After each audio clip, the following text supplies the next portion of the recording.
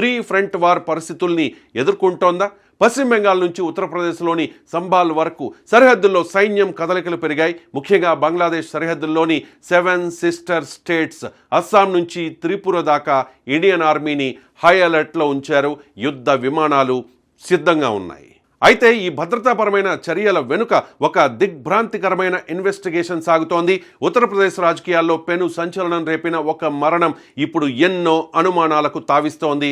Samajwadi party chief Akhilesh Yadav సోదరుడు కేవలం 38 ఏళ్ల వయసులో రాత్రికి రాత్రి హాస్పిటల్లో చేరడం, ఉదయానికల్లా ప్రాణాలు కోల్పోవడంతో గూఢచారి సంస్థల నిఘా పెరిగింది. సంబాల్ కేంద్రంగా సాగుతోన్న 1600 కోట్ల రూపాయల మాఫియా సామ్రాజ్యంపై నిఘా నీడపడింది.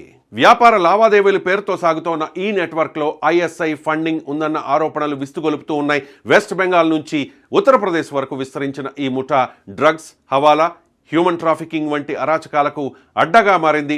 అధికారులు ఉచ్చు బిగించడంతో సంబాల్లోని చాలామంది నేరగాళ్లు రాత్రికి రాత్రి నకిలీ పాస్పోర్టులతో గల్ఫ్ దేశాలకు పారిపోయారు.